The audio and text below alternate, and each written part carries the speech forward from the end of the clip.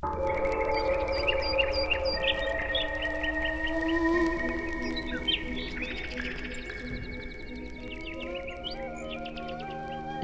ago, in a quiet African village called Umuru, the land was dying. The rain stopped, the rivers dried, crops failed, and hunger began to creep into every home. The elders said only one thing could save them: the sacred flame, protected by the 3 witches of fire who lived on the Mountain of Eternal Embers. Many had tried to reach them. No one ever returned. But one young hunter named Obinna decided to go. Not because he was the strongest, but because he could not watch his people suffer. And so, before sunrise, Obinna began his journey. He walked through thorn forests, he crossed empty rivers, he climbed ancient hills. Every night he whispered to himself, "I must save my people. I must not give up."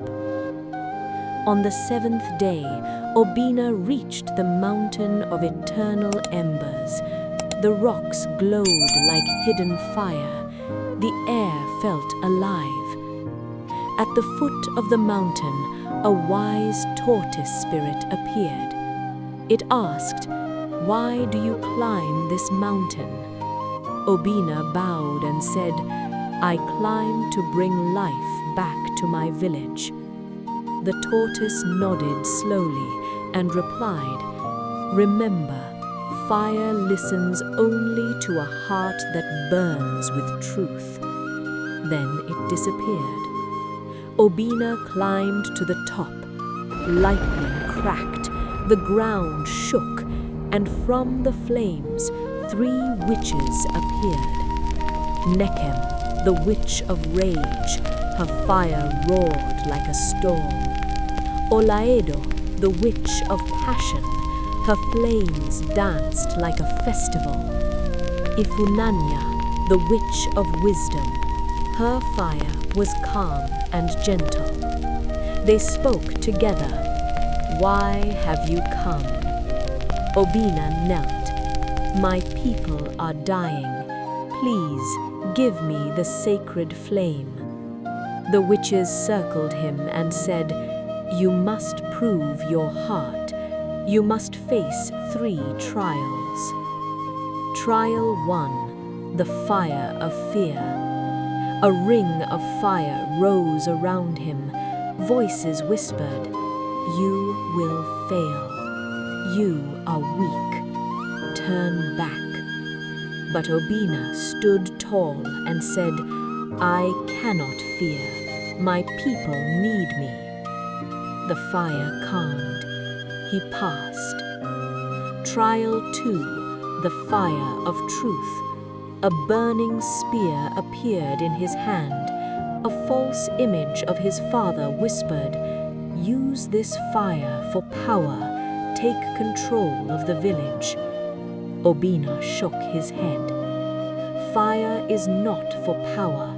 Fire is for life." The illusion vanished. He passed. Trial 3, the fire of sacrifice. A glowing pit opened.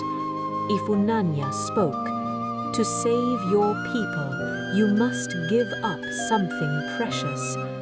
Obinna removed his mother's necklace, the last memory he had of her. His hands trembled, but he dropped it into the fire. The mountain thundered. The witches lifted their hands, and from the center of the mountain, a glowing ember rose, bright, warm, alive. They placed it in Obinna's palms and said, "Take this sacred flame. Let your land live again." Obinna returned home. The villagers gathered around him.